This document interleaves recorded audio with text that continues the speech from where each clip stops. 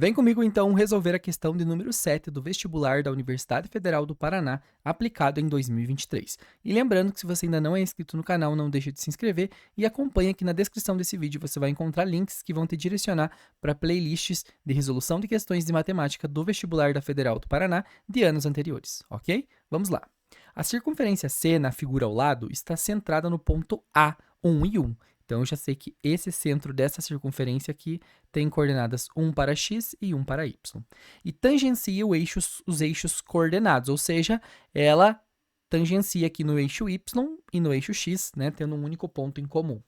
A reta R passa pela origem do ponto O e pelo ponto A, intersectando a circunferência no ponto P, conforme indica a figura.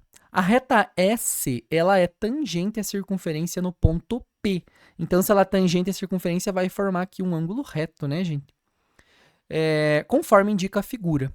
A reta S é tangente à circunferência no ponto P e intersecta o eixo X no ponto Q. Assinale a alternativa que corresponde à abscissa do ponto Q. Então, vamos analisar um pouquinho esse desenho aqui para a gente ter algumas conclusões. Se vocês perceberem, né, nós temos alguns segmentos que são iguais, né? Esse segmento que está aqui tem a mesma medida do que esse, né? Porque eu tenho duas retas tangentes que se encontram em um ponto, então esses dois segmentos eles vão ser iguais. Aqui eu também tenho uma unidade e uma unidade, né? Então aqui eu tenho um quadrado.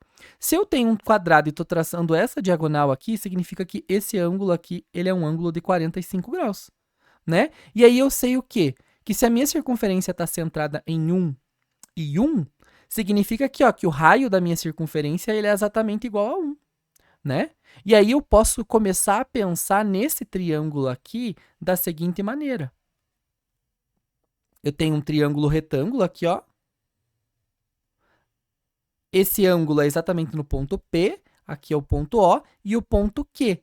Ele não quer saber exatamente a medida x desse ponto Q? É isso que ele quer saber. Então, como que eu estou considerando da origem, a medida que eu encontrar de comprimento aqui é exatamente a coordenada que eu estou procurando, que é a minha abscissa. Então, eu sei que eu tenho um triângulo retângulo aqui, que tem um ângulo de 45 graus, um ângulo conhecido, né? Então, aqui também vai ser 45 graus, obviamente, ok? Vai ser um triângulo isósceles, né? E aí, o que que eu sei? Eu sei que daqui até aqui, ó, mais ou menos, vamos considerar, eu tenho uma unidade, certo? E esse pedacinho que está aqui é exatamente a diagonal desse quadrado de lado 1. Então, eu tenho aqui um quadrado, que tem lado medindo 1, e eu tenho uma diagonal aqui, ó.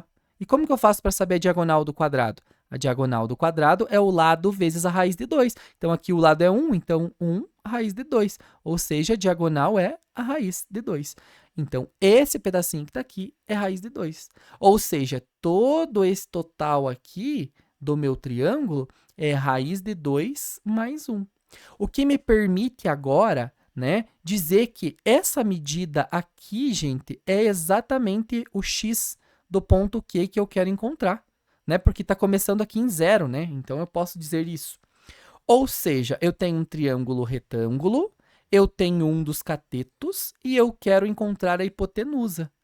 Qual a relação trigonométrica de quando eu tenho o cateto, que nesse caso, em relação ao 45, é o cateto adjacente e a hipotenusa? Cosseno, né?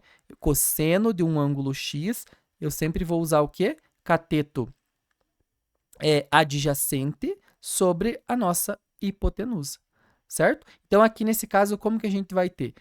O que a gente vai ficar? Cosseno do ângulo, que é 45, vai ser cosseno de 45 graus, é igual ao cateto oposto, que é raiz de 2 mais 1, sobre a hipotenusa aqui, que eu vou chamar só de x mesmo, não vou ficar escrevendo xq.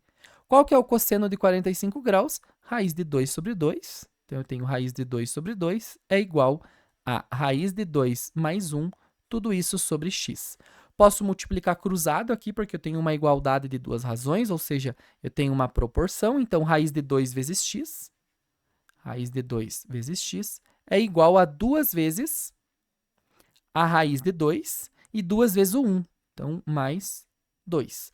Para isolar esse x, eu vou deixar a raiz de 2 que está multiplicando, vou passar lá dividindo, vai ficar 2 raiz de 2 mais 2, tudo isso dividido por raiz de 2. Não temos essa alternativa porque precisamos racionalizar. Preciso multiplicar em cima e embaixo por raiz de 2 para tirar essa raiz de 2 aqui de baixo.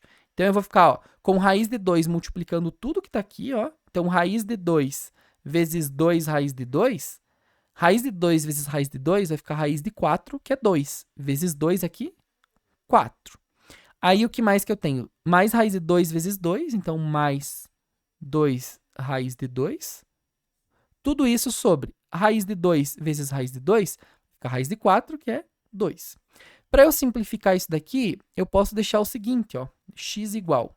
Como 4 é a mesma coisa que 2 vezes 2, eu posso deixar o 2 em evidência. Então, 2 vezes quanto que dá 4? 2. Mais 2 vezes quanto que dá 2 raiz de 2? É a própria raiz de 2. Tudo isso sobre 2.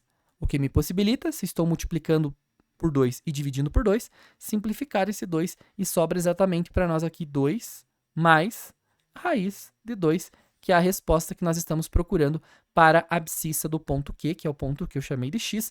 Então, aqui, ó, a alternativa correta, a letra E, ok? Qualquer dúvida pode registrar nos comentários e eu espero que esse vídeo tenha ajudado nos seus estudos. Até a próxima!